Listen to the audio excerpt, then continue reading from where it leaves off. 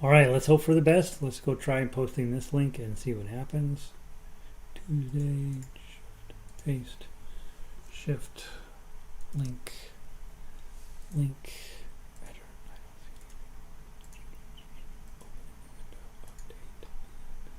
Update. All right, so we're trying a second run at this video. The last one, the sound was slow for some reason. It's happened in the past. Sometimes there's been a conflict between the different microphones connected to the cameras, and so I'm going back in and seeing if we fix the problem. And maybe it will and maybe it won't. I don't see anything wrong with any of the settings.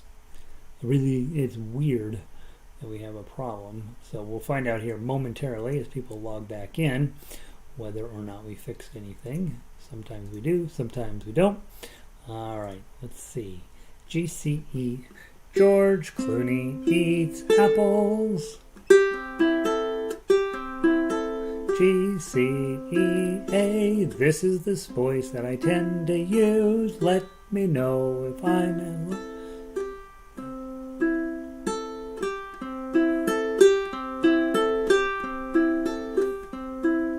Here, put a C chord on. Still hear the hum. Isn't that crazy?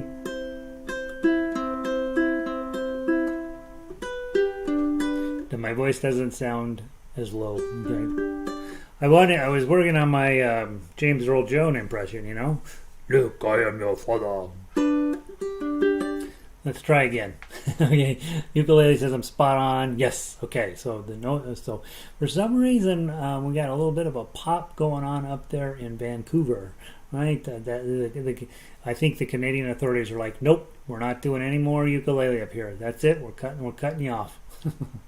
All right, we'll give everybody just a minute to come back in. Sounds like we're about where I'm supposed to be. Back in, voice seems normal. No popping, low, spot on. Yes, yay. Okay, so we're back in business. Here's what I fixed. Absolutely nothing. I just turned it off, looked around like I knew what I was looking at, and turned it back on. So there you go. No hum. I'm about a. All right, so grab your C chord. See if it sounds like this. Okay, and if and ho hum, right? No hum. Here we are. So let's make this happen. All right. So we were on the second round of Penny Lane, and we'll give it a try. Hi, Cat. Okay, so we'll go ahead and start from the top of Penny Lane. And we will run through it. Hopefully that your voicing and my voicing are now about the same. And we'll at least do those first 6 measures again. All right, so start from the top. 1, 2. Chord. Chord. Chord. Chord. Chord, chord,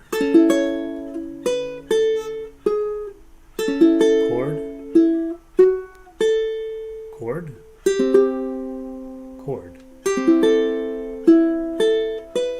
chord, chord, chord,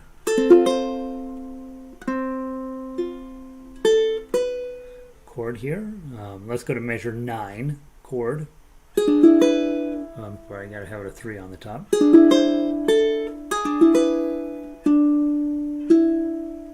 Chord at the very beginning of measure 10. I need a 2. You're gonna need that 2 as the melody note. So I should not have a tie there. So I'm getting rid of that tie. That tie doesn't make any sense on there because you need that melody note again. So ignore the tie. Measure 10.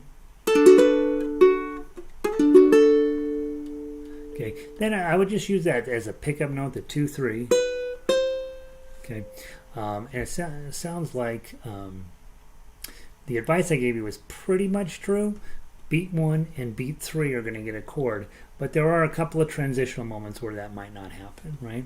Let's see. Let's see. No humming now. Good. Cindy says I was okay. Isn't Windows 3.1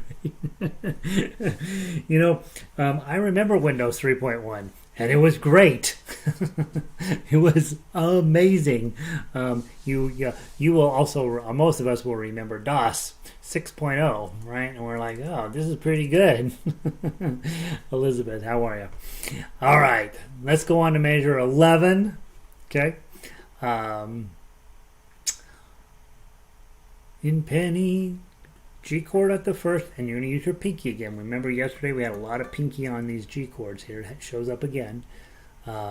Lane is in. So probably put a chord under the 2. Lane. Chord under the 5. A chord under the 2. You got a C chord here, but your melody note's on the second string, so just hit 003. Okay. Again, whole note, just put in whatever chord you're holding, just add in some blunk, blunk, blunks, and it will always sound great. Okay. It never gets old. I don't know why. Measure 14, hit your G chord, pinky again.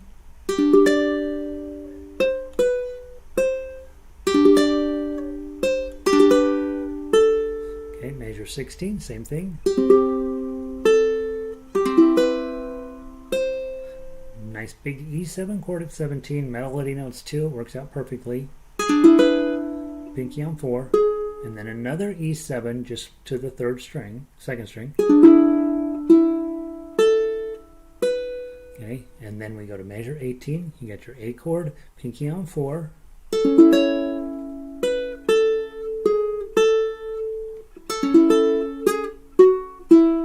Okay.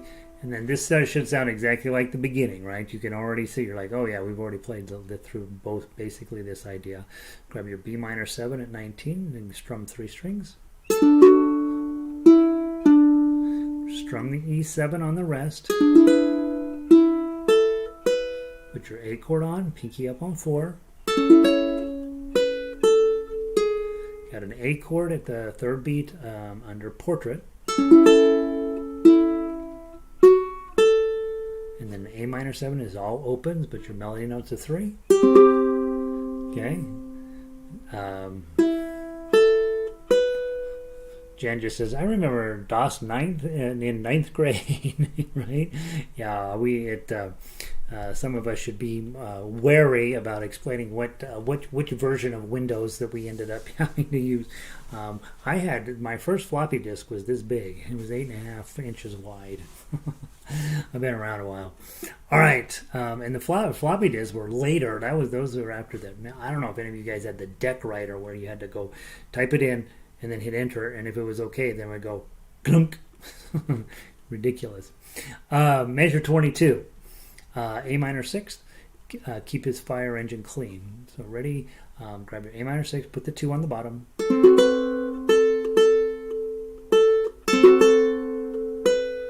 F major, and just treat it as an F chord. Hit the 3. Probably just a couple of decoration notes. Nice E7 here, but your pinky's on 3.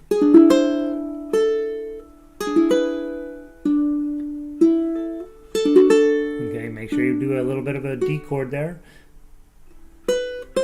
Get penny, and you'll notice you go back now, and that's going to send you back to measure 11. Now, guys, I know that a lot of you are working out of a 3-ring binder, and there's all this page flipping.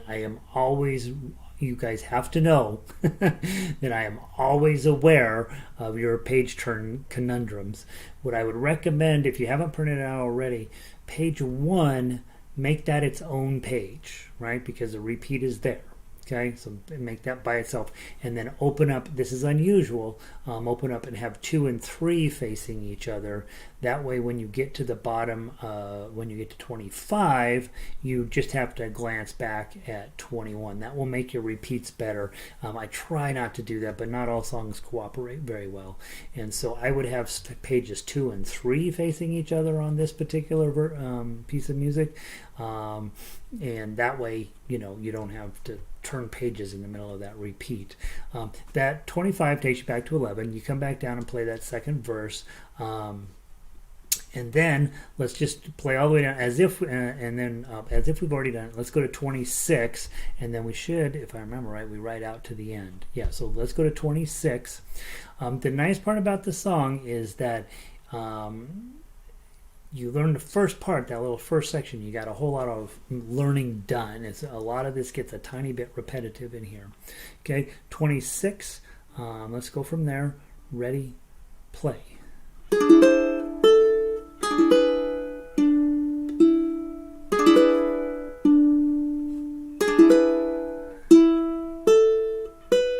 A chord, pinky on 4, hit the 2, pinky on 4 again, hit another A chord at the middle of 28,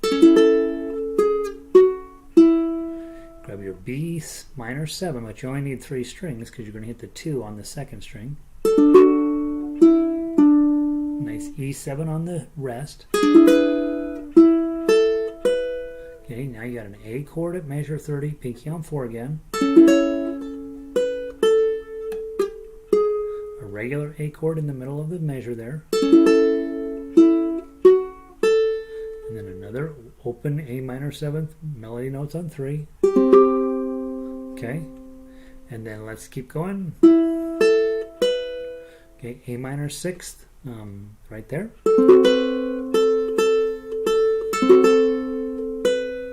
Again, F major 7. It's just an F chord. We'll talk about that if you want, why it's not really a major 7th. A couple of decorative notes. From the, and then E7 at measure 34. We've already done this whole thing many times. D chord with the 2 on the top. I'd probably go ahead and strum on that beat number 2 there. And then a little bit of melody here. G chord with your pinky. Pull the 3. Regular G chord. Hit the 3. Pinky on 5. G chord. Pull back to the 3. Regular G chord. Lift up your ring finger. Middle finger. And then 003. And then put in a little bit of a run. Measure 39, G chord with your pinky, pinky, C chord 003, E7 at measure 42, pinky,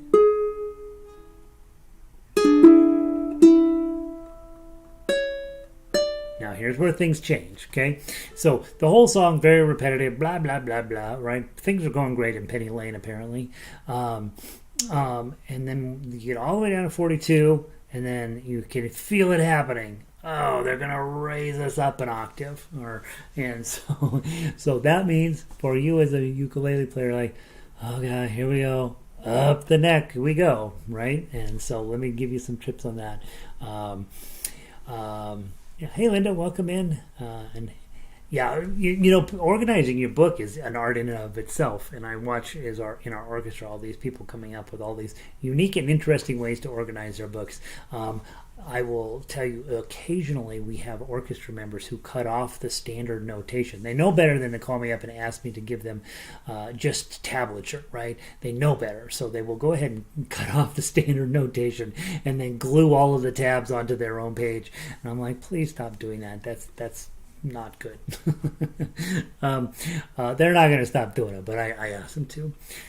Measure 43. You need to know this A chord, right? Bar on 4, F shape in front. Here's your F. Think about it. F chord. Put your bar on. F sharp. G. G sharp. And voila, A chord. Okay, so bar on 4, F shape in front. Melody notes is 7, so your pinky needs to go on the 7. Now you're ready for this measure. Okay, so strum the bar chord with your pinky. Okay, take your pinky off. I'm sorry, don't do that. A bad thing will happen. you got to go grab the 5 with your middle finger, then lift it up, and then put it down again. So probably measure 43, I'm just going to hit the chord at the beginning of the measure. I got hard enough work to do there without adding in anything extra crazy, right? So I would probably just do one chord, and then get back to my chord at 44 with my pinky on 7. Okay, that's probably how I'm going to do that. You can try different ways of adding in the chord underneath there, but because that 5 is so awkward to get to, I'm not going to kill myself trying to add in a bunch of other chording in there. And then I'm at 45, I got a D chord and I got a 0 on the top. Yay. And measure 46 again, bar on 4, F shape in front, pinky on 7.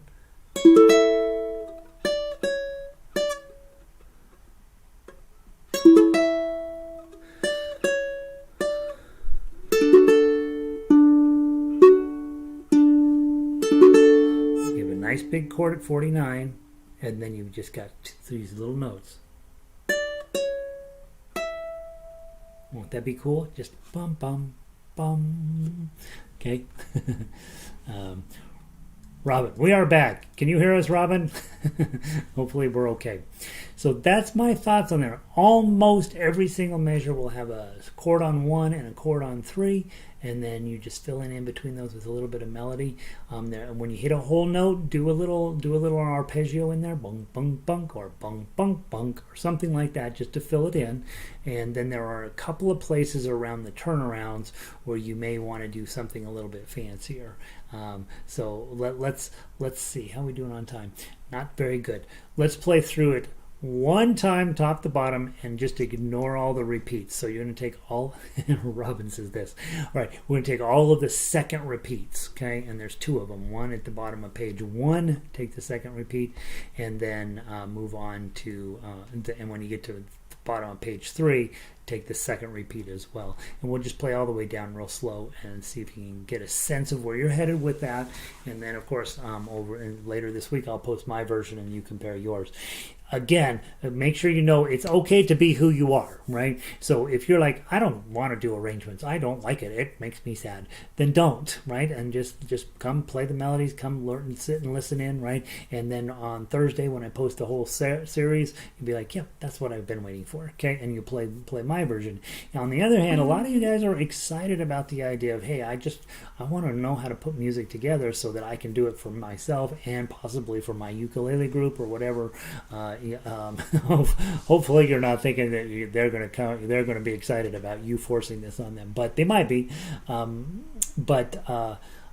those of you guys, do your homework, try to do these arrangements, and then when you get mine, you compare yours, take the best stuff out of yours and the best stuff out of mine, and create one giant good one, right? Tip on major 40. So glad your show is taped. Yeah, this taping is a little weird because we had a false start, Linda. We had YouTube. Every now and then YouTube just slows me down, and they're just like, no, you're going to make sure we're at the wrong pitch. We got it up and running again. Composing part is a good exercise. I think that the nice part about composing and doing your own arrangements is you really do have to interact with the music, right? If I just give you the entire Tuff, you're obviously learning to interact those numbers with your hands. That's a very important part of what we do. But there's this other part where you're like, all right, where do I start at a little bit more granular level? How do I really come into terms of that? I will tell you, to this day, as you guys know, I'm getting ready to go into guitar school. It's not really guitar school, it's composing school, but I have to get in through guitar, and I'm taking guitar very seriously to get in there. To this day, I take the sheet music and I type the whole thing in myself by hand because it's the way I learn the music. I want to know every single note. I want to understand why it is where it is. I want to know when it doesn't make sense, if it doesn't make sense because I don't know enough, or because the composer made a stupid decision, or because the arrangement's bad, or whatever. But I really do spend a lot of time prior to playing getting to know the song. I go look it up on YouTube. I listen to a bunch of versions. I do all that stuff. I want to interact as much as possible with the music, and then it's a lot easier for me to approach and know how to play something. And so that's the one thing that arranging will do, is you will suddenly become, like when we played Penny Lane on Friday, if you have been and done your homework, you already have a pretty solid idea of what's going on in that song, and it'll make you much better, I hope, make you a much better musician and a little bit better player, hopefully. So that's my idea. All right, Penny Lane from the top, no repeats, and then we'll play the baritone real quick. 1, 2, 3.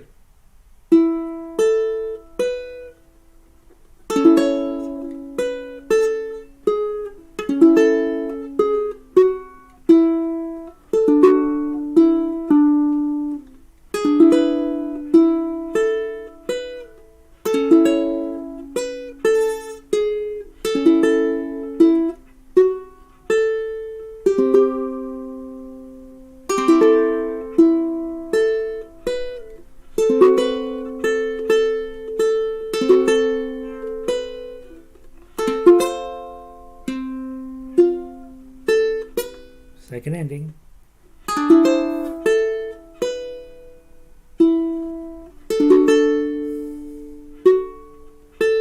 Whoops, I'm sorry, I messed that up. Okay, page 2.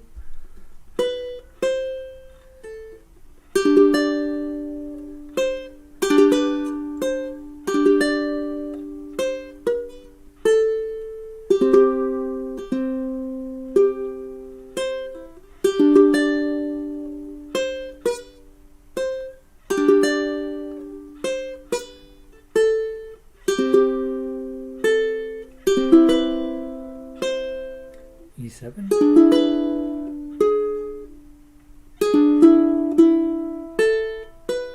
Measure 18.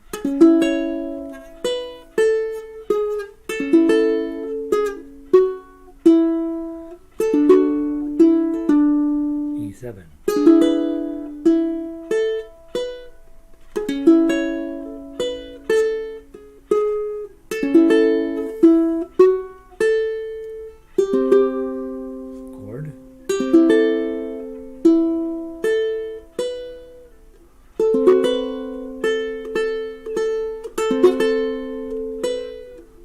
Major 7. Second ending, go to 26.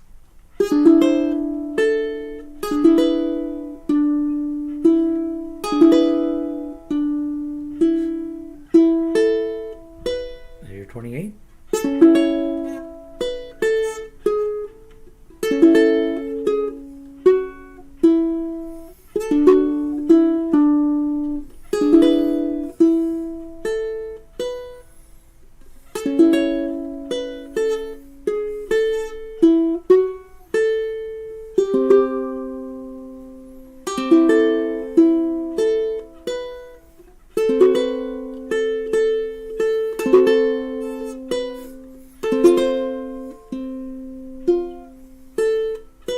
Page 4.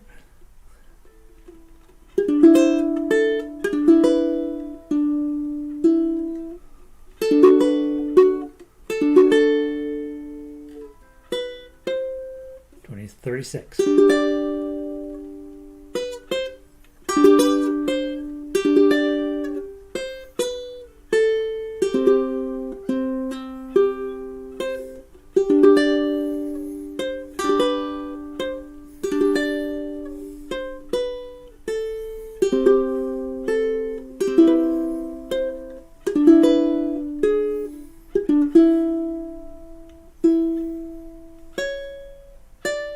Okay, bar on 4, F shape in front, pinky on top, 5, 4, 5.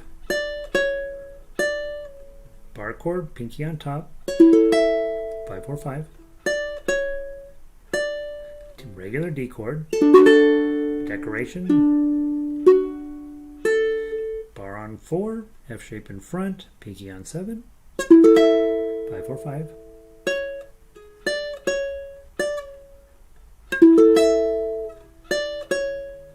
D chord, decoration. Finish up.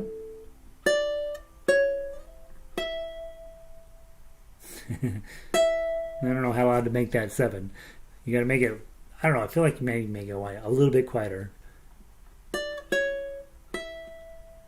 Or should it be louder? Probably quieter. I don't know. You'll find out. That's it, right? So let's. Do we have time? We're out of time. Baritone players, just do that. Well, on Friday we'll play the baritone version. I'm surprised that takes so long. I forget that's a pretty long time. Take a peek really quick. I know we got to go. Penny Lane baritone. The hand shapes are the same, right? Whoa. Pulled up all my old notations on this. Everything is exactly the same, but ukulele players, what I would do, you're going to have a mess, right? Because we're in the key of the E on baritone. That means you're starting with this shape. This is your E shape. F sharp minor 7th. Who knows? You're going to have to go look it up. B7, by the way, bar with your thing here, right? And so on Friday, I mean, this would be a great challenge for you. You know it's a great song. You know it's going to sound really sweet on baritone.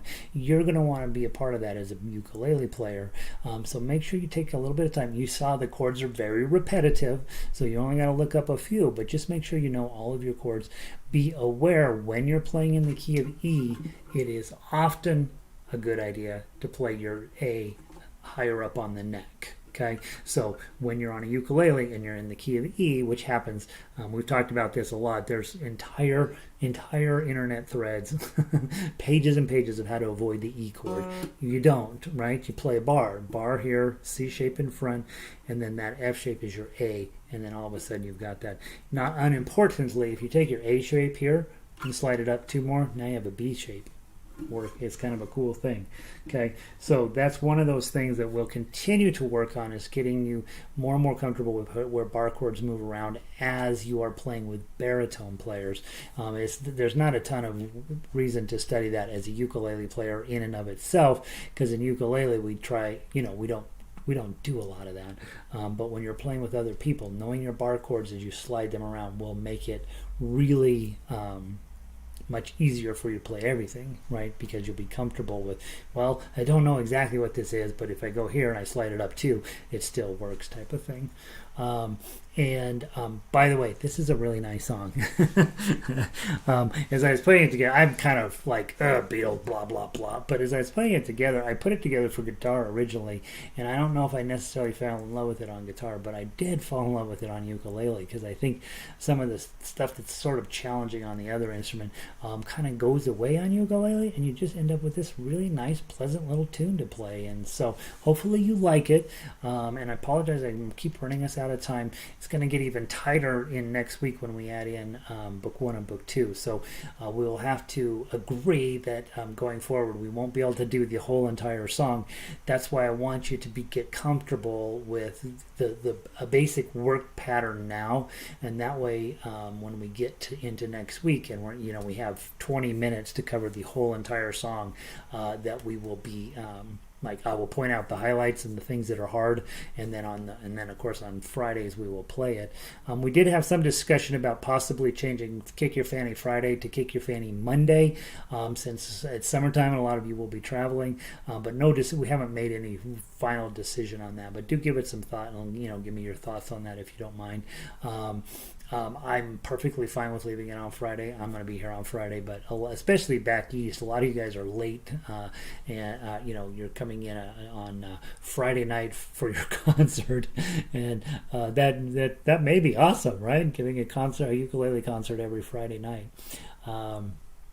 Anyway, that's where we're at. I imagine all of you guys are busy digging in and adding your chords in underneath there. Physically handwrite it out with pencil. I think it's a smart idea. I think once you do it a few times, then you'll be like, okay, now I see why I need to learn the software. All right, guys. Sorry about the goof up on the first round. I'll go delete that video. This will be the video for the archives. And it's good to see all of you here. Hope you're having a wonderful day. Plan a random act of kindness for somebody. Do something silly for people once in a while. Make sure they know that you love them. Make sure you've got your vaccine, and if you Get your vaccine. Why don't we even talk about that? You practice, right? This is your homework. I'm turning these into real songs. Keep showing up here. I think this is going to be turn you into an. This project will get you where you can arrange things on other instruments as well, where you understand how music works. That's what we're really working on. If you didn't hit the thumbs up button, I appreciate you doing that. If you haven't subscribed, do that. That makes sense. And then I will see all of you guys tomorrow. Thank you for hanging in there. We've had that happen a couple of times on YouTube where it starts off in the wrong, too slow.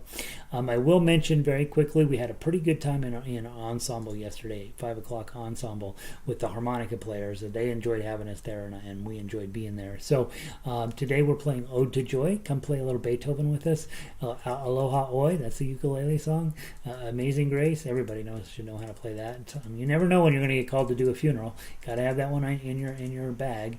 And then we're going to play Girl from Ipanema and Hedwig's Theme, right? So it should be kind of crazy.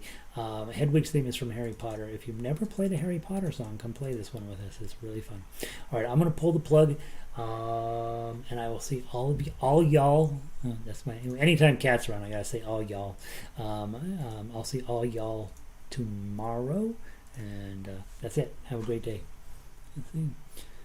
Linda, Pam, Nancy, Lynn, Elizabeth, Linda, Kat. Okay, good. Kat's finding this fast. Good. All right. Really, really, really going to pull the plug. Have a lovely day. Peace.